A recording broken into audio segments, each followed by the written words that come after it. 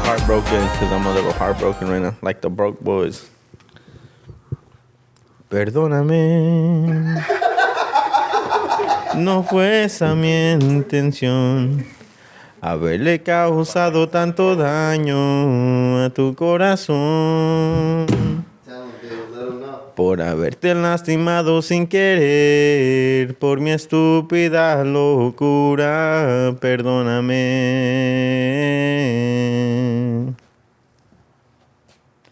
Perdóname. Hoy quisiera reponer los momentos que perdimos para amarnos en quedado ayer. Por haberte lastimado sin querer, por mi estúpida locura, perdóname. So I stopped smoking weed like 2 years ago. Goddamn, I'm drunk as shit. It's just not good for my. Thank you, fans. Back live. You're good? Yeah, Perfect? yeah, I'm perfect. You guys heading out? I appreciate All right, you boys. guys. Y'all have a good one. We'll see you soon. You guys have a good one. You guys have a good one, bro. Thank you for the smoke. I'm perfect only because my main man Martin is hosting. And there's a happy dad in his hand. Right. We just got to hit my boy Nick up and host an interview with the boy Frank, who owns this spot, so that way we can make it happen. I was telling him about redoing the lighting. We're going to do the hexagon lighting through the ceiling. Yeah. And You guys are gonna open up a detailing shop or what? nah, shit. Nah. I mean, you guys And that's gonna be right arc there. You shops, guys can yeah. all record it in So you can just house. post Exactly. it in the back. You want me to post Just back? audience space. I want to rate your arc. What's crazy is you guys don't know this, but I'm actually a male model. Yeah? Cap. He's a model for Happy Dads. You guys see her taking pictures? Hey, that's crazy. Hey, why is he my biggest hater for? Bro got a haircut. He's feeling like him right That's now. wild. Like, damn. That's wild. Never trusted his sweater on and everything. Hey, I'm a male model. Listen. I don't know. I don't know if I'm ever Rolex, gonna- new Rolex on. I don't think he can Hey. trust me. Hey, big shout out to my main man Mike. Just gave me a $40,000 Rolex. Come on now, respect Hey. it. He was walking around like just like, He's like, yeah, what time is it? What time? What? What's going on? What's going on? He Hold said, on. when do you need to see me again? What are you guys talking about? I just want to rally with a it. dab ranch. Hey, that's that attitude treatment, bro. I'm telling you. That's some wild shit. Yeah, you guys are going places. You're moving. Yeah, my main man. It makes sense though, because he's been traveling around the world. Oh, Around true. Around the United States. Yeah. That's his main talking piece. Whenever he meets new people that he networks with, he's like, "Hey, what's the time?" Yeah. He Hey, goes. He brother. sees one of his new girls, and he's just like, "Oh, so I have this time right here."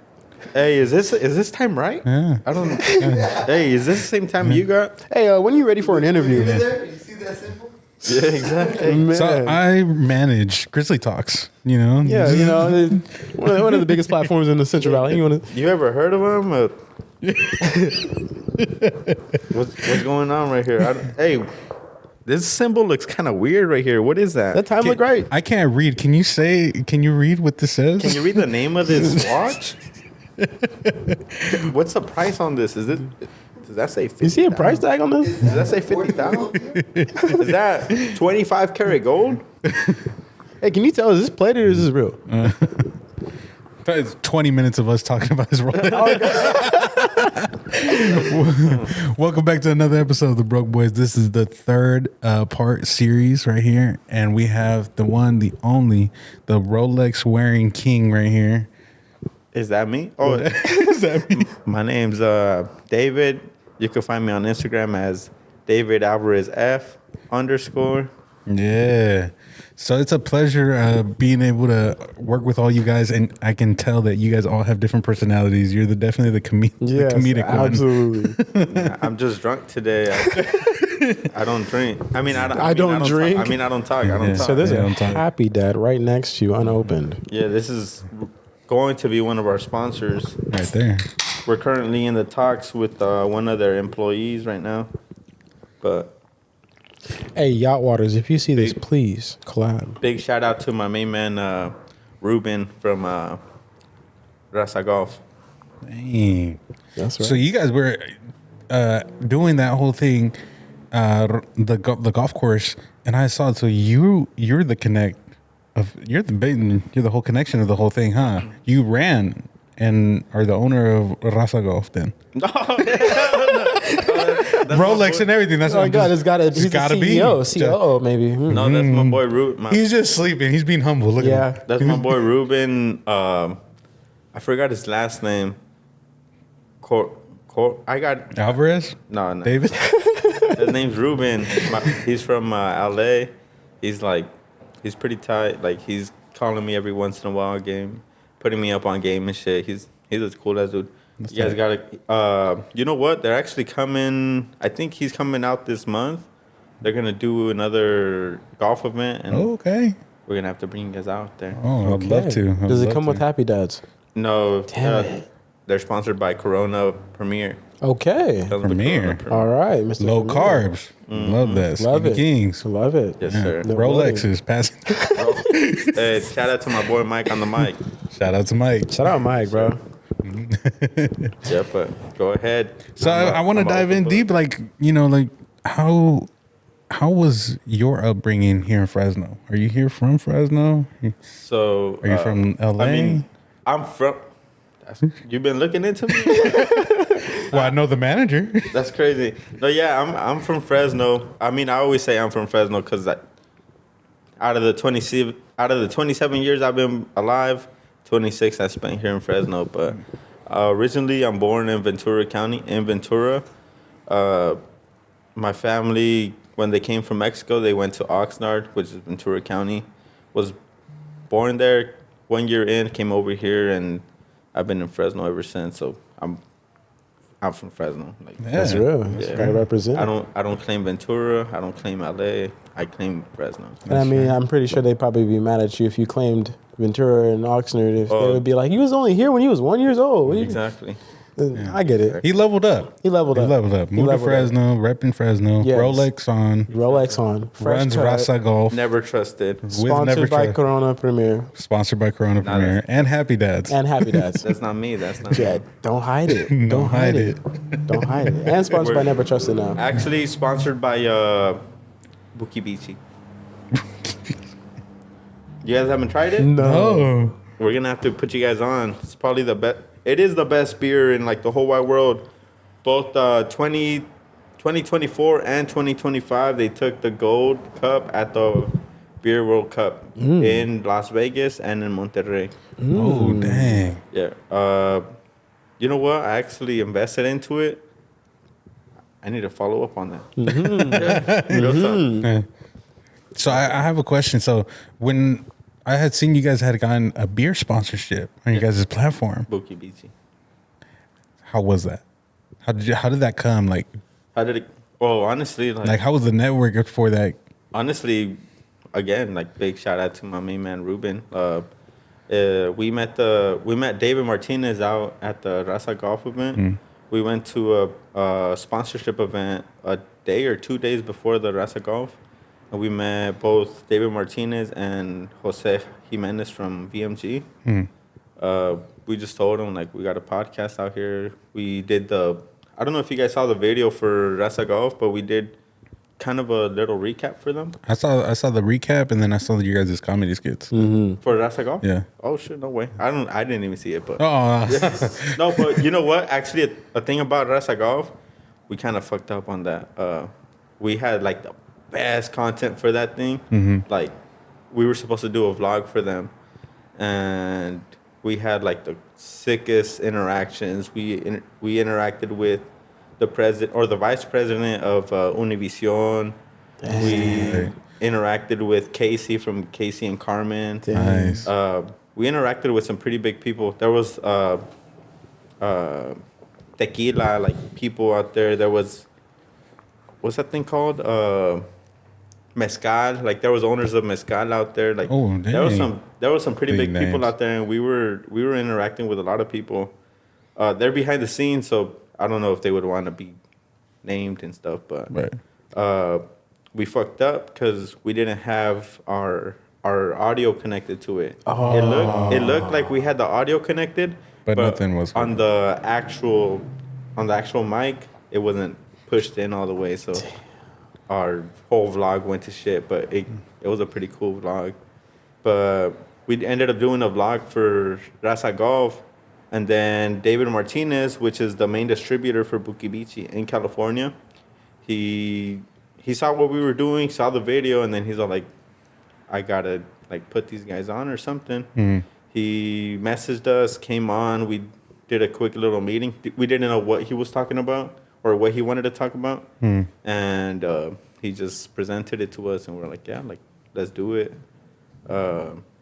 We were supposed to do a bunch of stuff with them. I think he has too many projects right now, so we'll see what happens. But I think I don't know if I am or not, but I think I'm one of the investors in that thing. So You got a lot of things on your mind as a manager. That's why.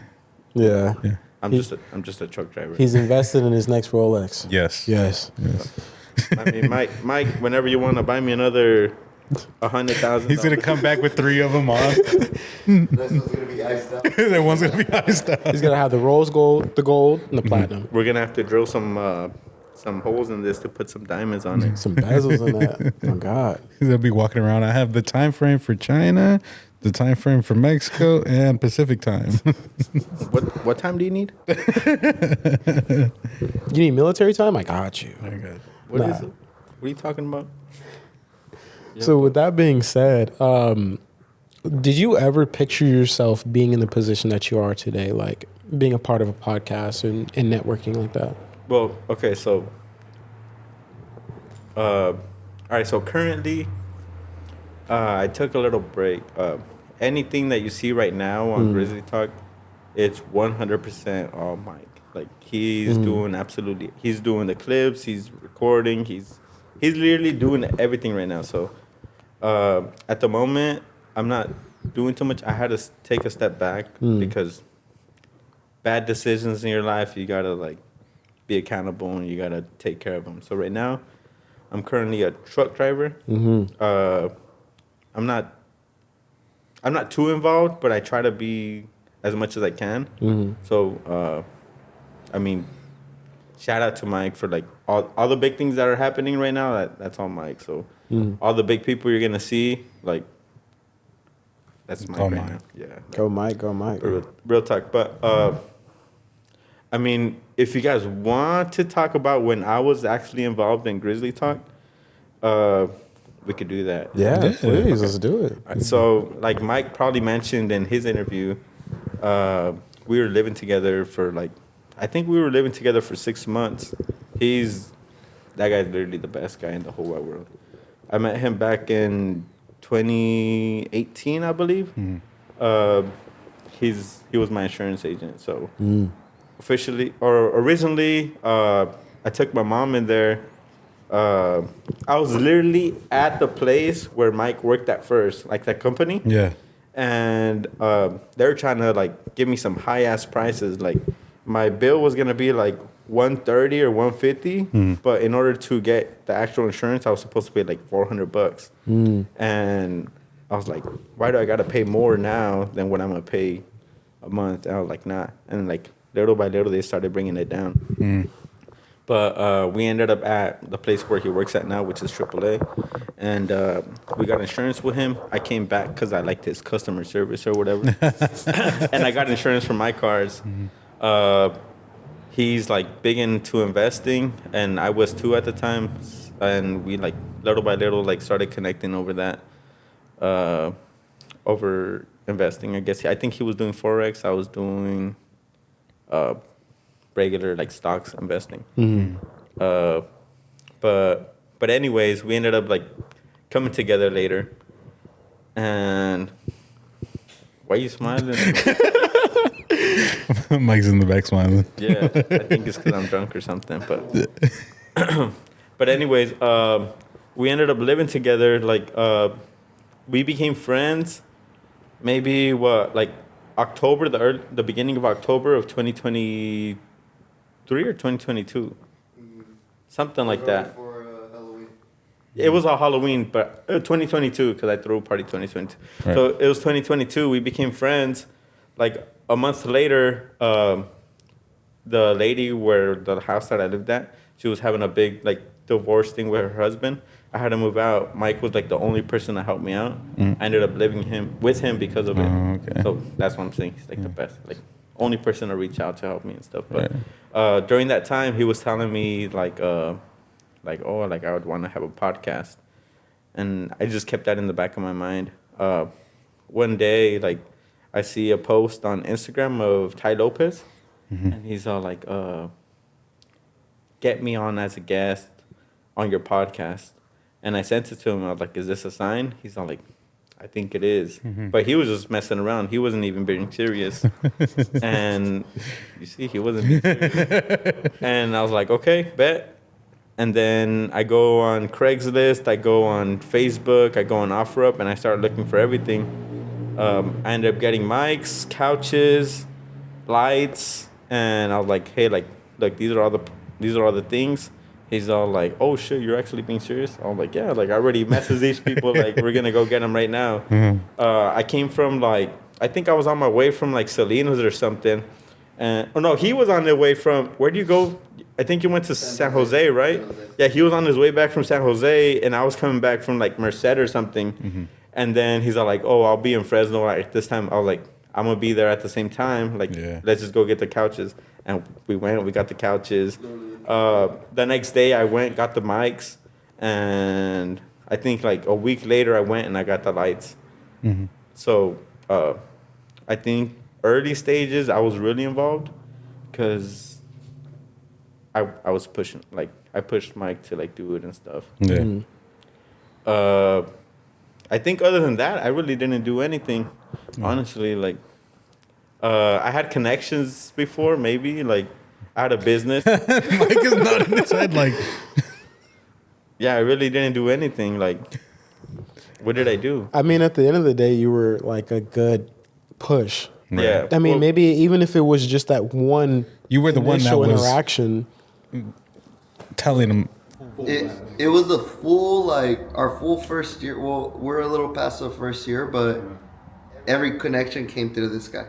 It was like one connection led to another, to another, to another, to another. So originally I used to be a truck driver, like I said, or I don't know if I said it, but I used to be a truck driver. I am. You're still now. I am now a truck driver again. Yeah. But I used to be a truck driver. I hated it, so I just started like listening to audiobooks and stuff. Like throughout the whole time, I was just listening to audiobooks, podcasts, sales, like it was psychology.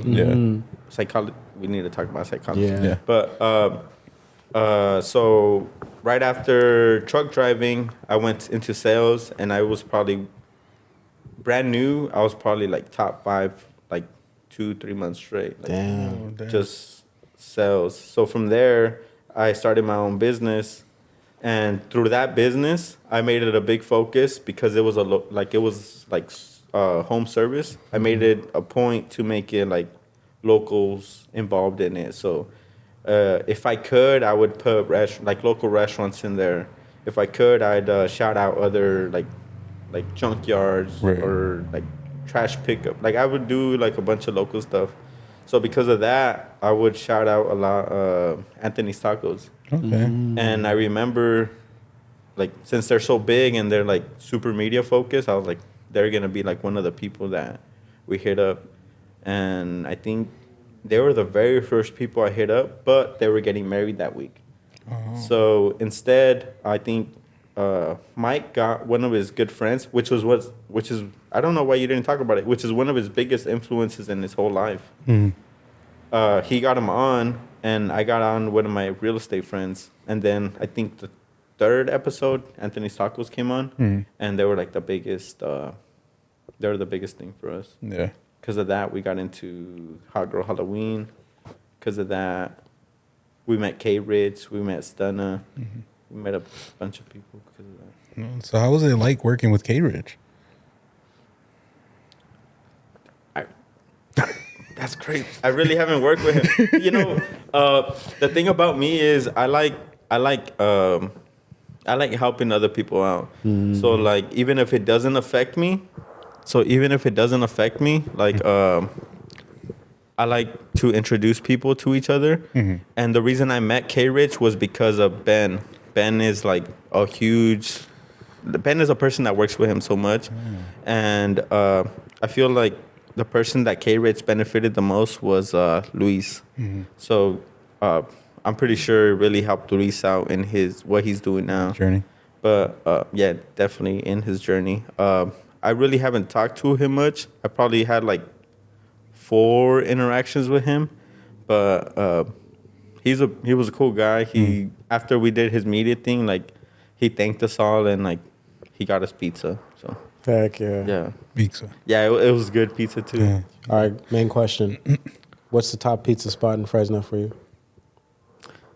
That's crazy. Come on, I know you got it. I thought he was gonna ask me like, oh, like how did your dad affect your childhood or something? Some deep ass shit, you know. Top pizza spot. Come on. If you would ask me back in high school, it'd be Dougie Fresh right in front of Fresno High. Okay. Yeah. Okay. Now, some basic ass shit. Come fucking on, Me and come Ed's. No. I like I like hot Hawaiian from Me and Ed's. Okay, Hey, but I love Hawaiian. I'm gonna be honest. Hot Hawaiian. I'm gonna be honest. They got the best ranch. Do they? I'm gonna stand on it. You know what? Best ranch. I Ooh, don't. Me I and don't. Ed's? Yes. Nah. Me and Ed's. Yeah. Best ranch. What you got? Oh, hell no. What you got? Hands down, I don't give a fuck what anyone says.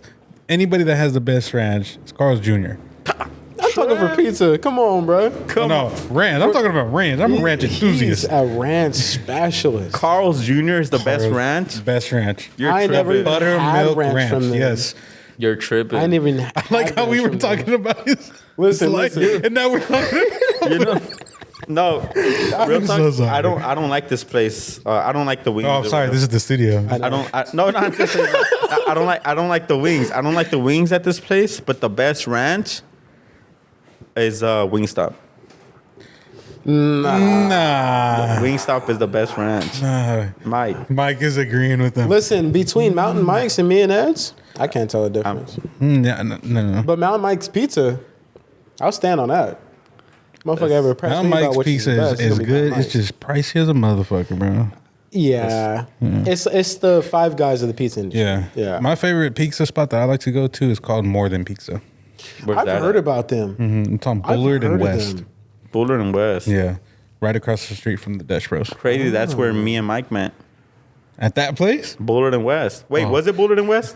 No, it was Blue and Palm. He said wrong. Correction, Bullard and Palm. He said You guys wrong just man. like, locked eyes, like walking across the street or what? Yeah. It was Fruit and Shop. Fruit and Shaw. Fruit and Shaw. Yeah, Fruit and Shaw. Fruit and Shaw where we fell in love. What? So how did that interaction start? You guys were walking past each other. Who, and Mike just- and I? Yeah. Well, originally, The falling in love. We're at the barbershop. I was. originally he was my insurance agent. He saw his fresh Well, yeah, I cut. know that. He saw his Yeah, fresh I- cut and was like, damn. Damn. Yeah, so originally he was my insurance agent, and then I might have to expose Mike real quick. Oh, But shit. Mike, should I expose you? Yes. Go ahead. All right, so this is one day he walks into. So originally, first time I ever saw him outside of the office, we were at Bullard and Palm, and he walks into the barbershop's fucking high as shit, and he's sitting down, and I see him while I'm getting my haircut. After I think I have to wait for my little brother to get his haircut, and I go sit next to him. And I would see on his Instagram that he was investing like on the Forex shit, and I go sit next to him, and I'm just like, "You invest or what?" So you were peeping on his phone?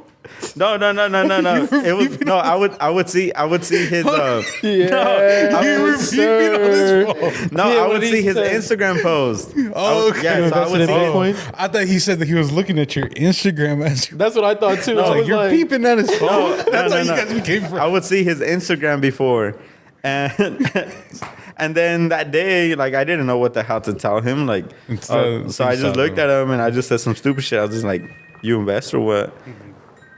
Oh shit, they're getting him in trouble. Ooh, he's in You're in trouble. I'm in trouble. Repórtate, por favor. Ah, Hey shit. babe, that's the dude. Hello? I'm at the stude, babe. I'm just sitting in the studio just trying to get to you, baby. How you gonna call? Ooh, you're in Hello? trouble. Hey, I'm at the studio. You're live on the podcast. You're interrupting David's episode. It's all right. I forgive you. Yeah, I'm still recording right Hey, now. that's the broke girls. My bad. Yeah. Sorry. They're all asking where the broke girls at? The what? The broke girls, the rich girls. I know. We're slacking. Yeah. All right then. I gotta get back to it. Okay, I'll talk to you later. All right. Okay, good luck. Bye. My bad. She said he's grounded when he gets home. Yeah. After this quick interruption. Yeah. I gotta borrow your Rolex. It's so new. I don't know how to. He's like, it's embedded in my skin. I can't take it off. It's permanent jewelry. They had to sew this shit onto me. But okay, Yeah, so but so I saw him at the. you were scrolling through his TikTok. Yeah, Uh-huh. exactly. His TikTok is No, but I would see his stories and stuff of him Right. investing and stuff. So I sat down next to him and I said some stupid shit. But he was high as fuck, and he just looks at me. He's like, "What?" Like, oh yeah, I do. And then we started talking a little bit about that. And then he got his hair cut, so I didn't really talk to him much. And then I think it was the following year, or maybe the same year, it was a Thanksgiving. He walks in. He swears he didn't walk in with a girl, but he walked in with a girl. She sat down, and I was walking out already. And then he's all like, "Let's kill this shot or what?" Because his barber was, he handed him like this much of a fucking bottle. Right. And he's all like, "Let's kill this shot or what?" And I was like, "Fuck it." And then we became friends that year. The following year, we did the same shit. And I think little by little, like each holiday, we would just drink. And then finally 2022 comes, and I hit him up for when I quit my job. I quit because I was starting a restaurant. And I hit him up, and I was like, "Hey," because I saw he would invest. I was like, "Hey, you know anybody that's looking to invest into a restaurant?" And he's all like, "Oh, me? Like I'm looking to invest into a restaurant." So we meet up. And then I find out his story that he like grew up working at a family restaurant, and little by little we start talking. Then we became best friends. And like the second time we met up, I broke up with my ex or with my BM, and I don't know, like we just had like a crazy deep conversation, and Right. we became blood brothers. Like for some reason, we had the same DNA after that. Right. It's crazy. You were his secret admirer on Instagram at first. And then we became So lovers. you were stalking him. That's what it Yeah. sounds like. You From were stalking afar. him on Instagram. He knew exactly how to trap me. He knew And exactly. you know what's crazy? He swears that I followed him first on Instagram, but he followed me. Damn, put up the receipts. Yeah, I got the He receipt. said he had to. Yeah, so who's the picture and who's the Ooh, capture? man. I'm the pitcher. Fucking Mike. Mike is lying. So, what was your experience like in the restaurant business? I have none. No. Like, literally, I have none. He So- said, I want to invest. Yeah. You used to run one. What's up? No, well, I didn't know he used to run one. So something about me, I grew up poor as shit. Like, we would like because my parents divorced maybe when I was 3 years old. So from the ages of 3 to 5, when I was in kindergarten, we would literally like move every single month into either a new apartment, a new hotel room, someone's fucking garage, someone's back house. Like we were moving like from place to place. But like I don't know what it was. Like I was always into like sales. So after living that, in kindergarten, in first, second, third, like whenever the fuck you would stop selling stuff, that was always my favorite thing. So I'd go door to door. Like I didn't even know that's what you were supposed to do. I would just go door to door, knocking on people's houses, selling them stuff.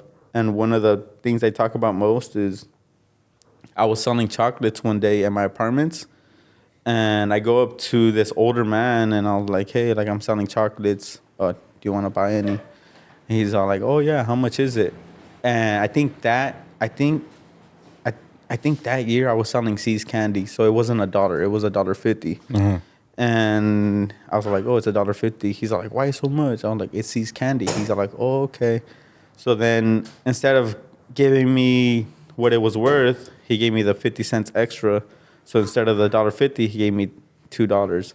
And in my mind, my mind exploded. I was like, what the hell? Like, this is more than what I asked for. Like, Why are you doing that? And then kind of my mind exploded from there.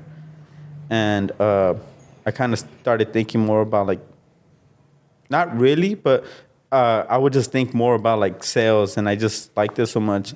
And my mind has always been like investing and owning a restaurant and all of this stuff. And even though I didn't know what it was. Right. I always knew someone owned something. So my mom would tell me like, oh, when you grow up, like, buy me a house, buy me a restaurant, buy me this, buy me that. And that always stuck with me. And then once I got older, I kind of learned more, like, started reading more about it and stuff. And just one day I was like, you know what? I think I could do this. I could start something. Yeah. And I just went for it, and I tried to start a restaurant. It never actually happened, but Why? a lot of different things. I had some money saved up, and I was too trusting of people. The lady that I was going to get the place from, she had a son that was working, or that works for her. And because I trusted her so much, I kind of trusted him, and I let him borrow money, and he fucked me over. Till this day, I don't have the money, but somehow my BM got the money from him. And I mean, she's my BM, so I'm not gonna be like, oh, like, Whatever. Yeah. give me the money. Like, no, like, she used it for my kids, so it's cool. Right. So that happened. I got fucked over with money. My investors had to back out too for personal reasons. And it just wasn't right timing. I'm pretty sure we'll do it eventually, but but that Man, happened. what a story. Yeah, that's a crazy story. That's a crazy story of how you met Mike and all that too. Like, Yeah. can't even A imagine. barbershop? Insurance Office, yeah. I might have to convert my insurance to him because after that great customer service and where it led you to, I might need to. Led you He to fall gives in a love. Rolex. If he gives me a Rolex on my first policy, Yeah, he gives Rolexes. shit. I need one in platinum, please. With that being said, so just based on the heights that you've reached, the accomplishments that you guys have gotten to up until this point, what are some of your goals that you have for like maybe the next year? Do you have any goals set up yet? What kind of goals? Like, Any type of goals, life for goals. Grizzly Talk, for myself. It could be Let's do everything. both. For myself, so like I said, I grew up poor or whatever, but I have like some crazy, at least people say that it's crazy, but my financial goal is $2 million a month. How am I gonna get there? I have no idea, but I'm pretty sure I can. But Yeah. I want to do big. I want to make a big effect on the world and stuff. So one of the things that I'm looking at into right now, since I'm a truck driver again, I've noticed that we're really unhealthy. Like, I mean, I'm overweight, but we go to truck stops and like all the Like how food you that's said there. we're really unhealthy, and he looked at me. It's fucked up. Knowing I'm a truck driver You're too. a truck driver too, but Is that the key? Do I need to become a truck driver? yeah. Bro, You got to be unhealthy. brother, I've been like this since Your high whole school. life, bro. I need that. You didn't see David? He said it. He was just like, you got to be unhealthy. He just stared at me like, oh, all I right. just need to get my class A. I'll gain weight after You gotta this. eat Wendy's Or Arby's. or Arby's. No. Arby's got Or No. yeah. Not no Arby's deer ankle, please. Subway too. Okay, I gotta ask you, do you genuinely eat Arby's? Nah. Okay. I had to make sure. I had to fact check. So like you were saying, No, but so there is a lot of, I want to unhealthy make drivers. a big. I want to make a like big impact in the world. One of the things that I've noticed is that a lot of truck drivers, like, we're really unhealthy. We eat like a bunch of junk food because that's all all that we available. have. You know, Uh-huh. that's all that's. It's easy. Like, we just go into the truck stop And it's right and there. they have Subway's probably one of the healthier options, but they have Subway. They got the Cinnabons in there, bro. The Cinnabons be looking so Yeah. gas, bro. They just have so much sugar and stuff. I want to make a change there. Like, I don't know if to have gyms at truck stops or try to find healthier options. Maybe even go into the government and like fix it. You know, I don't know. I don't know something. But I just want to make a big impact in the world. And one of the things that I want to change is like the trucking industry. So that's probably one of my goals, like to make trucking healthy or whatever. For Grizzly Talk, since the beginning, we always wanted to be like the hub of Fresno. Like we always wanted to say like, or we always wanted to put Fresno on the map. So if anyone from out of town comes in, like we want to talk to them, like we want to put a spotlight into them, and hopefully in return they put a spotlight into Fresno, because I feel like we have so much potential here. Yeah. We're right in the middle of everything. Like everything's what, 4 hours max. Like maybe Right. maybe if you go to San Diego, it's 6 hours, but like Right. everything's so close to us. But I think our goal for, or at least my goal for Grizzly Talk would be to like make Grizzly Talk the hub of Fresno. Other than that, I don't know what other goals I would have. Like my big goal is to make a big change in the trucking industry. Maybe some other shit, but I don't know. But I mean, More Rolexes. More Rolex. hopefully I'm able to make Mike rich so he can give me another Rolex. Yeah. You guys are destined to it, man. You're already on the way there.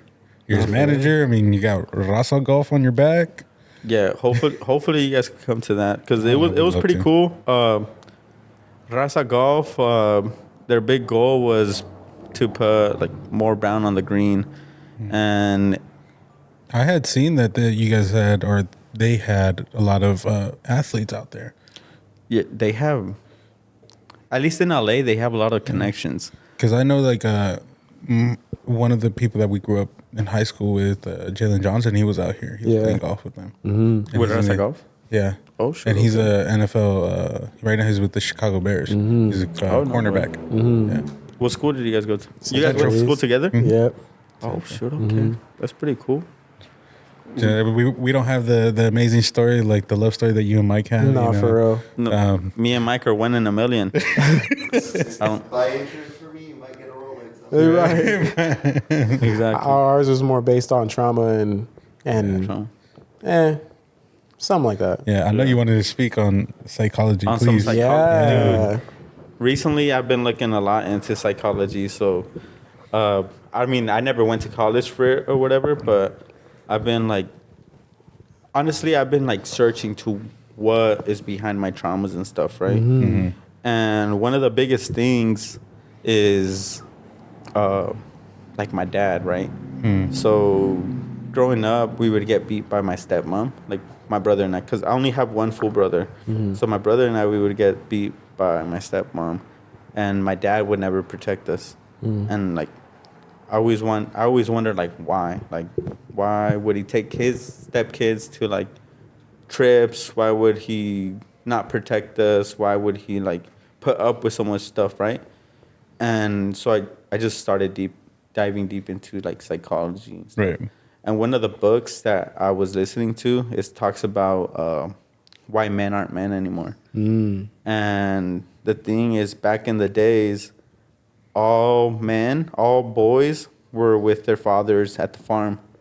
And boys were always with men working, learning how to be men, just doing man shit, you know? Right.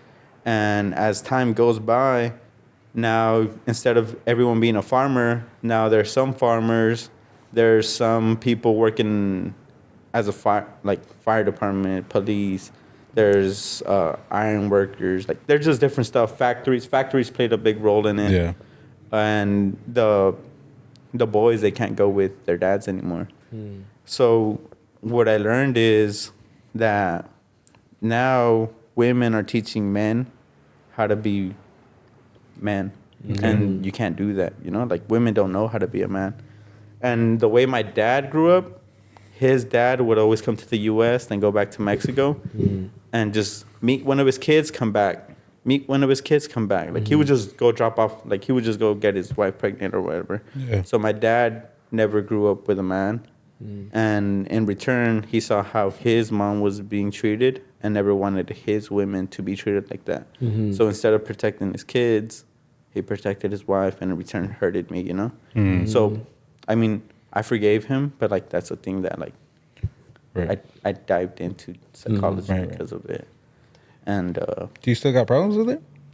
With my dad, I have no problems, but I'm pretty sure I still have problems with it. Cause Like with your own traumas, like do you see yourself like maybe get triggered or get upset about certain things, and you're just like, honestly, I've dove into psychology, but I've never took therapy myself. So if I could say right now, it probably did. I can't say for sure because even though I understand it, I haven't treated my own my own stuff. You know. Do you think it's affected? Because you mentioned you do have kids. Do you Yeah. sometimes self-reflect and sometimes see those traits of your own father in you? Do you feel like you focus mainly on trying not to be like that, or like has it affected you in that aspect?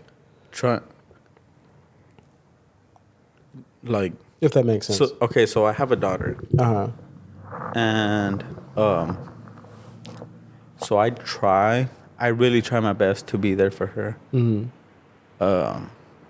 But I feel like it did affect me a lot because I try to be just a provider. I try to give the best to my daughter or whatever, Right. but I can't emotionally support her. Right. Right. Like she's a really loving kid. Like she's the sweetest. Like kids could be like making trouble and she's trying to calm them down. Right. She's probably the best kid you could ever ask for. And she's so affectionate, and every time I see her, she just wants to kiss me and give me hugs and like tell me that she loves me.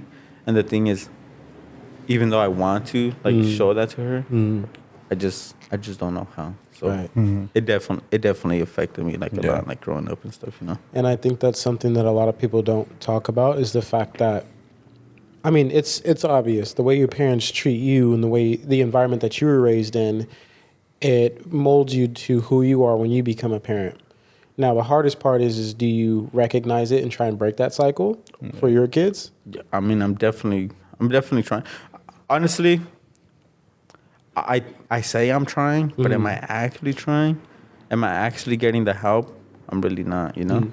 I think it's sometimes noticing those same traits, being able to remember, like, okay, if put in their position, am I just acting like my father when I was younger? right. I think it's sometimes those moments of being able to self-reflect and remember, like, oh, maybe I shouldn't say this certain thing, or maybe I should try a different pattern. And I think a lot of it just has to do with this, you know, whether it's therapy or whether it's trying to rebuild that bond with your child. I think a lot of it just stems from being able to self-reflect it.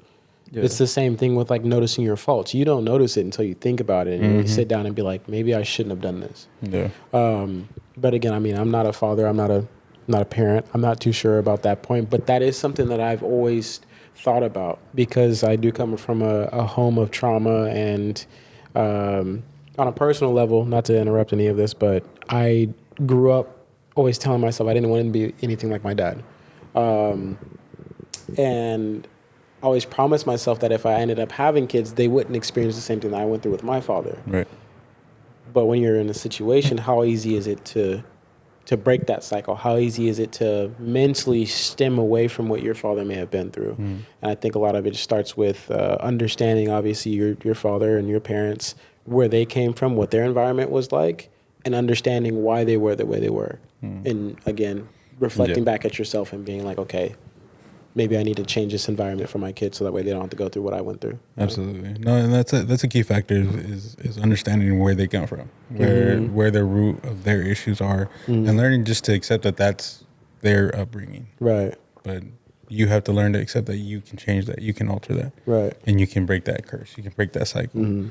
I've had this conversation with Mike before, like, you know, you want to break those generational curses. Like, Yes. It's not easy. It's hard, and you have to really find yourself and find what it is that you want to improve in and improve in your life, because you don't want it to just, you know, keep eating at you and messing with you. Right. So me, for going to therapy, it helps out my social anxiety. It helps out my anxiety, and it also helps out my depression. Right. Because again, I had a hard upbringing. Yeah. But I always looked at everybody else as the excuse rather than myself. Right. Who put me in all these situations? Right. I did.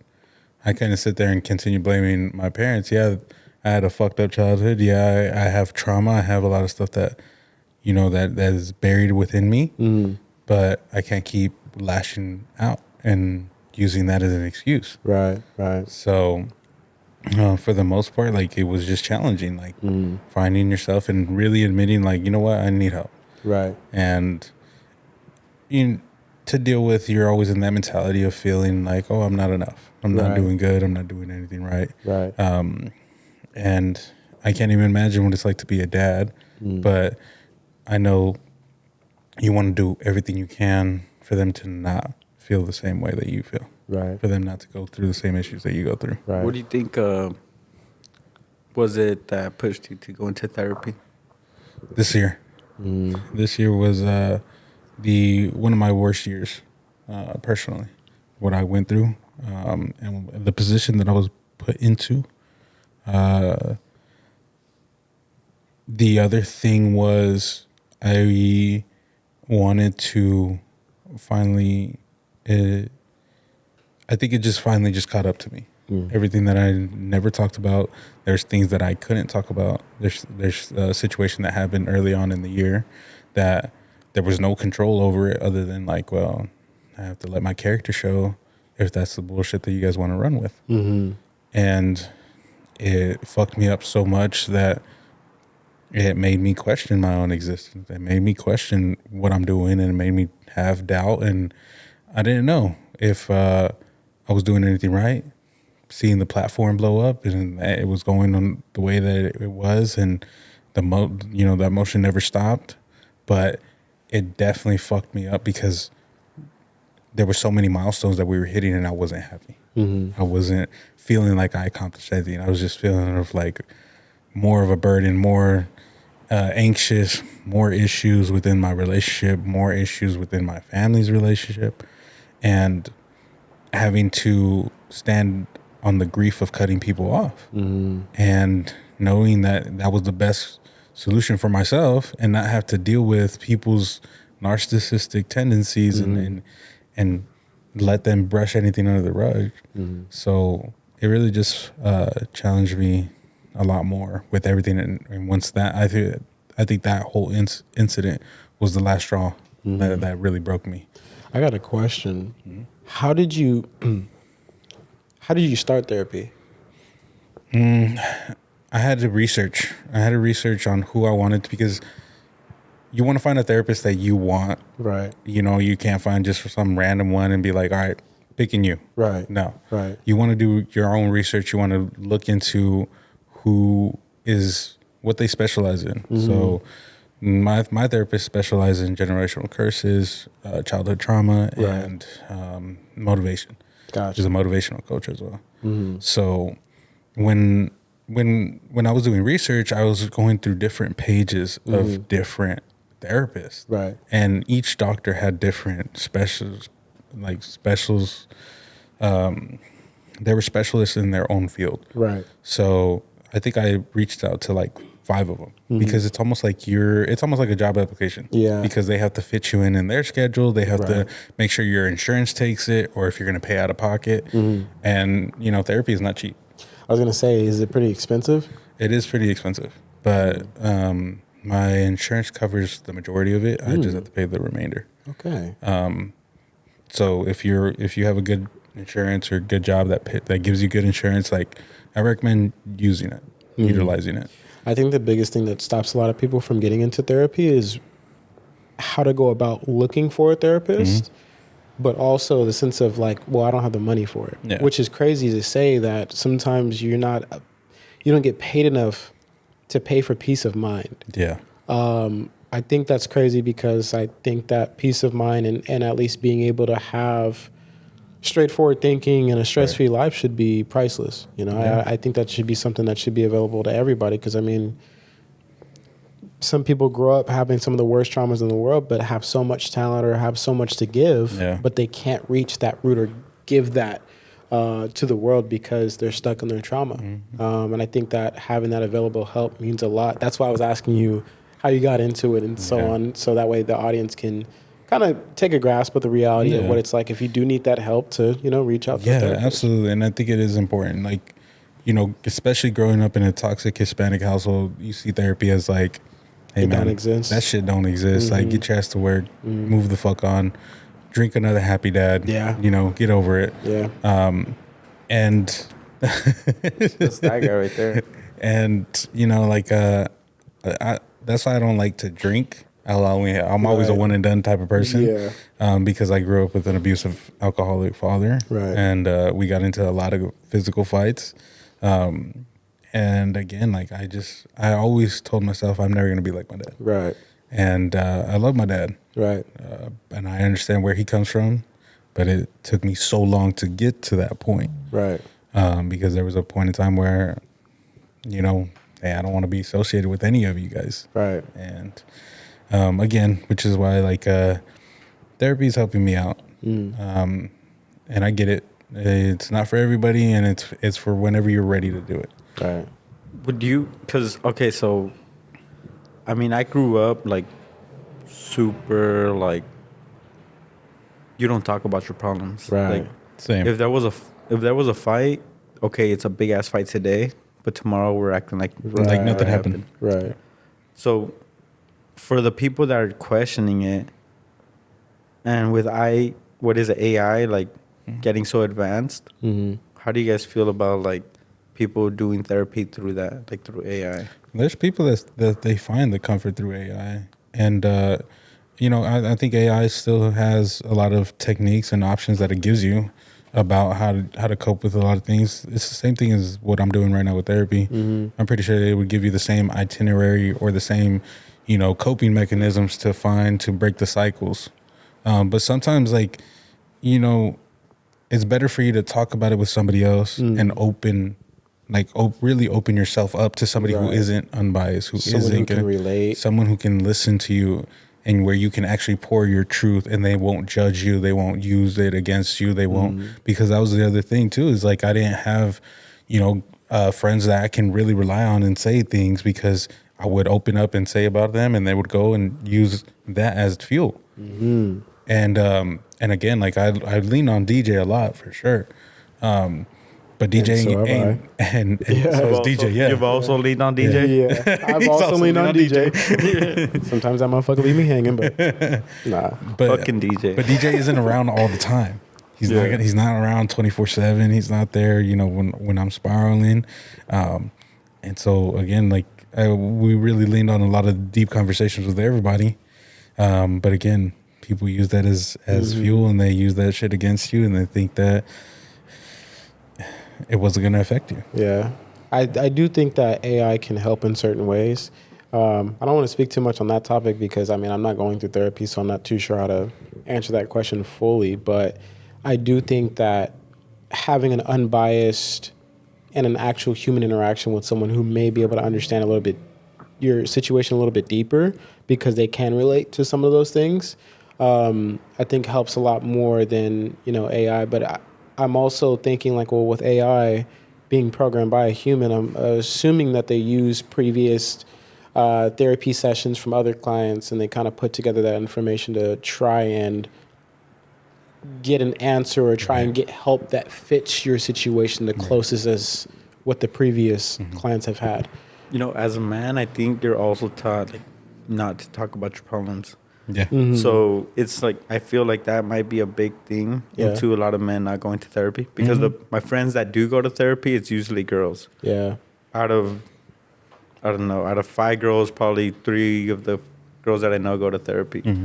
But as a man, I think the first time I actually ever saw anybody go to therapy wasn't even actually someone I knew. It was from The Sopranos. What do you think needs to change for men to start going more?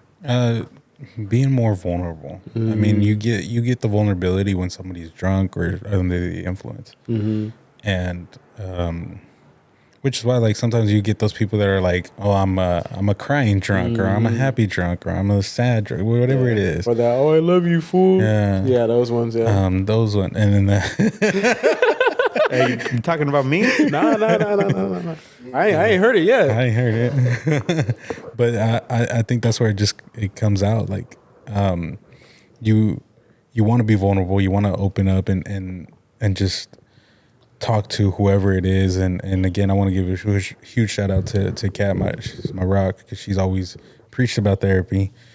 She's preached about it for years because she grew up, going to therapy. And Kat comes from a well family. Like, they're, what is it? Both have great jobs, Right. well off, well taken care of, Right. and everything.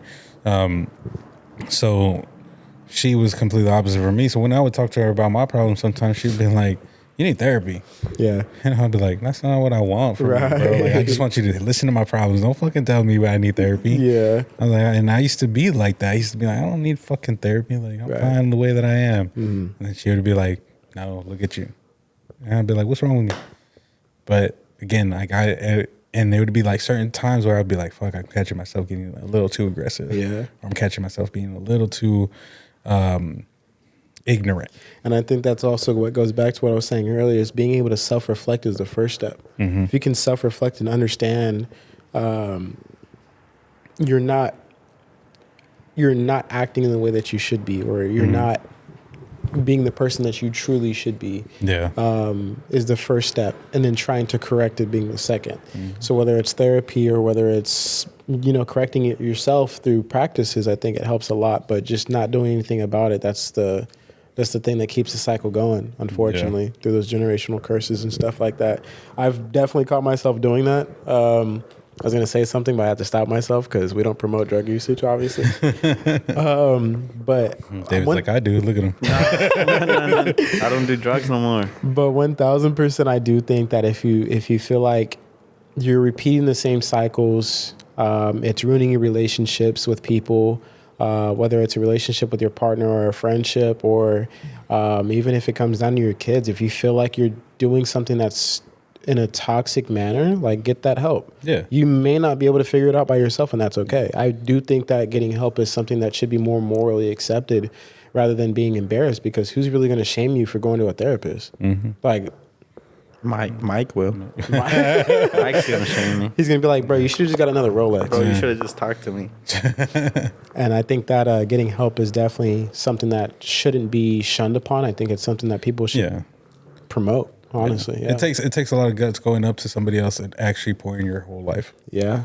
And it takes so much power Right. to open up and be vulnerable Yeah. about your whole life.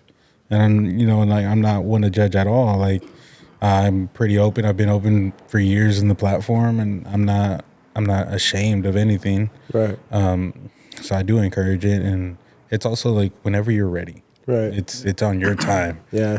I think one of the problems with this, or one of the reasons why a lot of people don't go to therapy, the generation before us, the generation that fucked us up, they were taught, like, don't talk about your problems, Exactly. Right. And the thing is, they were taught by people that had men teaching them how to be men. Right.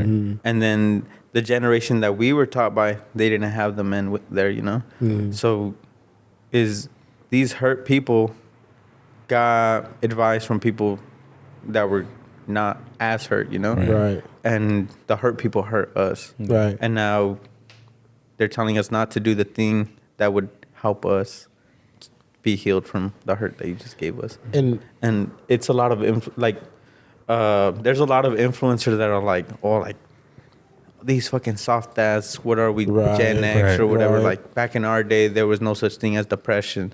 Like, you just work through it. But the thing is, like, you don't know because you didn't live it, yeah.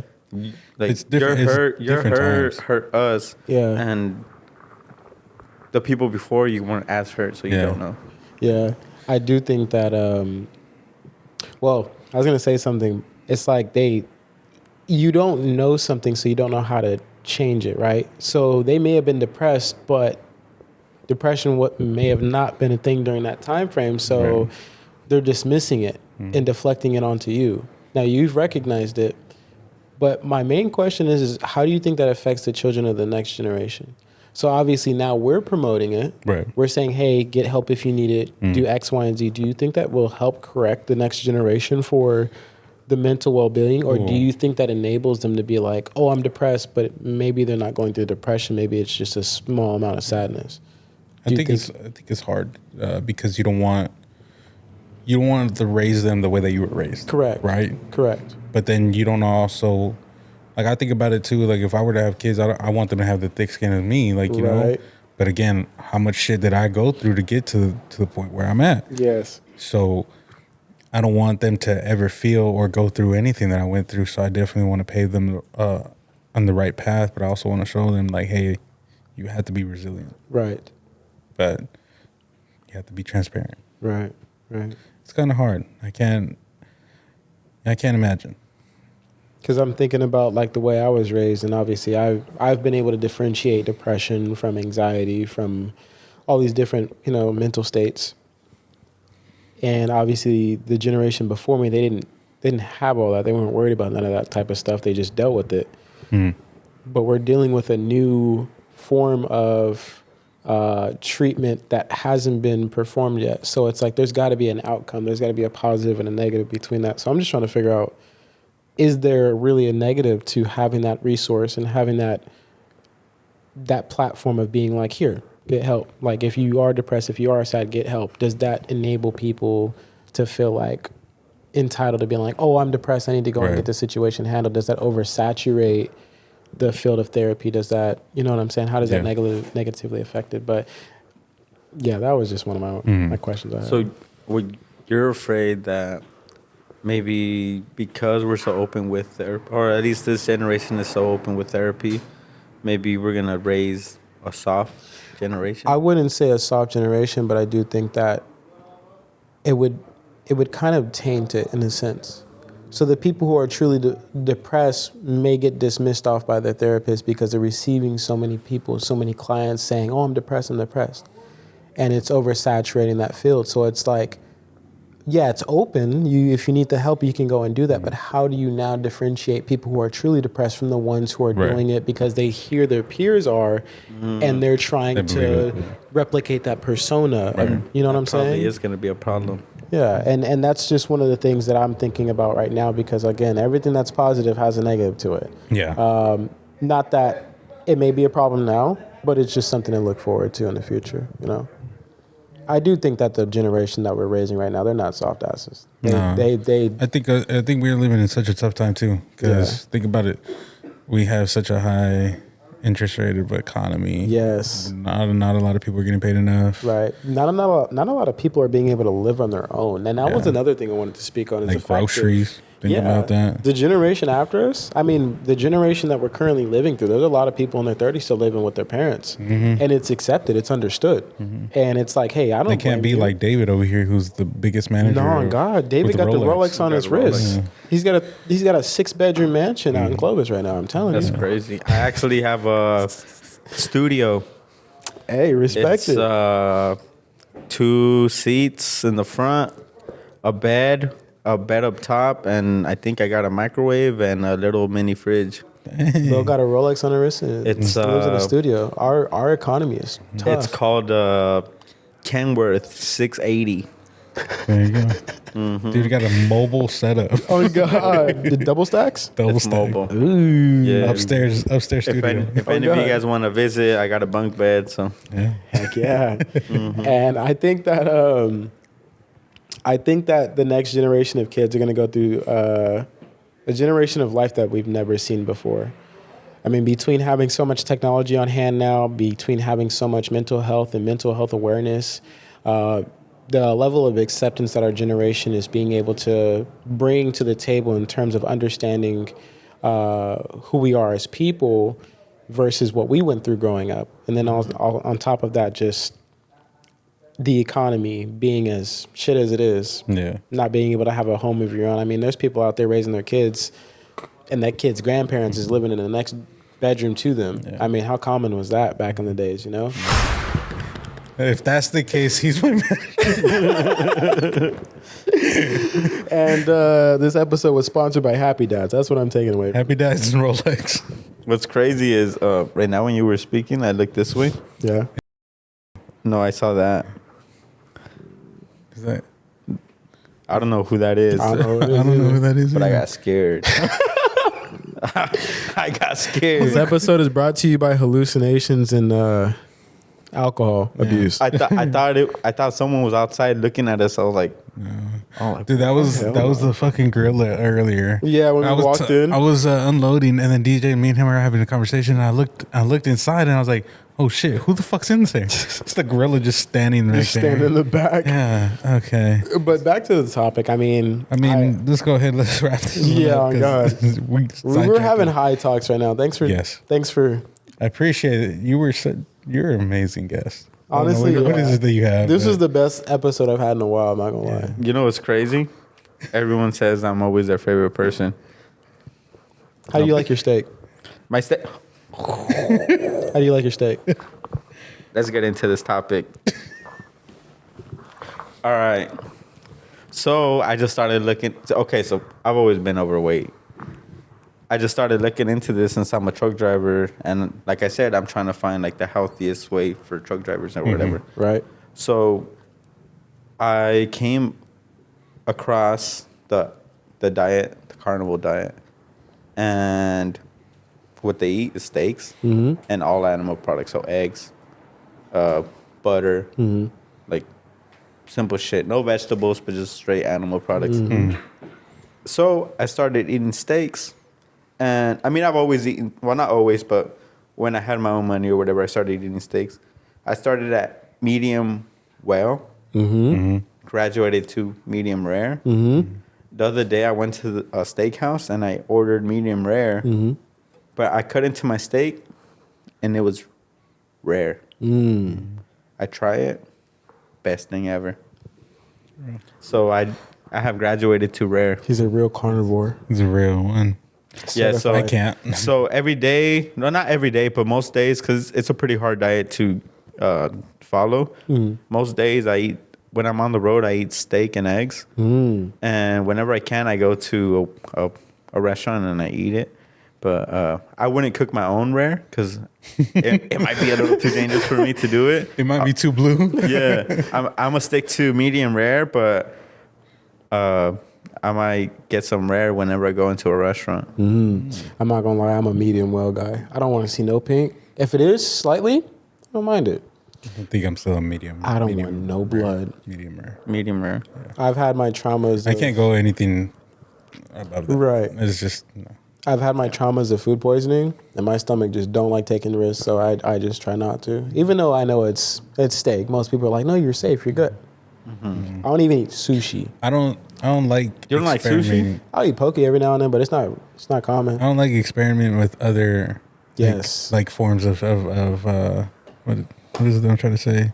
Like, you know how they say, like, oh, if you eat this is one of the most dangerous things. You have to go somewhere where they perfectly either Right. cook it or Right. You're trying to eat some puffish or what? Bro's trying to eat a snail. I don't know, but whatever it has to do, like I'm out of that. You don't like to experiment with your food. Nah, I like what I like, and that's it. That's real, So how you ever gonna know what you like? because I know what I like. You don't know. till You ever know. had boar? You ever had elk balls? Fucking, who are you? Fucking what's that fucking buff ass food? Liver King? The Liver King. Who are you? The Liver King? Bro, that was one of the wildest questions I've heard this man ask in my entire life. Elk balls? There's a restaurant. I have to find it. It's here. The elk one? Here? Instead of the elk. Here, and they cook like exotic shit, like liver. Let me know where it's at so I can stay have to far find away it. from Have you it. tried liver? No, I haven't. Have you tried liver? No. I hate it. Too chewy? It's I don't know what it is. Like it's just Wait, human liver or what? no. liver? I was gonna say, hold on. Cannibalism. No. I tried like goat liver or some shit like that. It tastes like I don't know, blood. I don't know what it tastes like. You ever had chitlins? It's really good for you, but I don't like it. You ever had chitlins? What is that? You don't want to know. I If you ain't never had it, you don't want to. I just asked. What is You it? don't want to try it. Remember on the episode of Nah, I can't even. You have to. You started the sentence already. You'll know when somebody's cooking chitlins because they'll smell like straight ass. when in the when kitchen. you start something, you got to finish it. Nah, not me. I'll leave it unfinished for later. Nah. Yeah. Stay tuned for David's exotic eats. Yeah, on God, because you got to see that. Hey, Some liver. Honestly, I mean, I'm on the road right now. Once I come back, Grizzly Talk's gonna be something bigger. I would like to think I got it to the point that it's at now, but we're gonna be bigger than. I don't know. We're gonna collab more. We're gonna do bigger stuff. We might even do like some fucking food shit. Please. I know Mike wanted to do some like competitions and shit. We might start doing that. Let us know. Can I be a judge? On God, please. You know what? We gotta do some vlogs. Yeah. Oh, Yes. we're gonna start vlogging for sure. We gotta vlog our lifestyle, and Mike's gonna join my lifestyle pretty soon. Okay. Mike, We need some characters though. Hey. Yeah. Let me know. dude, you guys are trying to join the Grizzly Talk vlog team or Of what? course. Of course, we would love to. We've so far what we've done, we've been to like the snow. We've went to donate food to homeless. What else have we done? We went to Woodlake. We went Wood Lake. Yeah, we started trying to get involved with Mexican stuff, so we went to Wood Lake. We only got 3 vlogs out. No, we got 4. What else? I don't know. Oh, the 4th one, you guys went to Tower District. So we did the whole Black Books and Rhyme Books. And then with Boss Life. Boss Life. Yeah, we did something with Boss Life too. Boss Life was crazy. It was crazy meeting Boss Life. My main man Mike was scared to go talk to him. I was. He was scared, but if there's a little gem that I want to put out there is don't be afraid to do things and just do it. I've always, not always, but I'm the type of guy to like go 100% in. At the moment, I don't have too much to do, so like it's all or nothing, you know? And that's how I saw Grizzly Talk. I went all in until I had nothing, so now I'm a truck driver.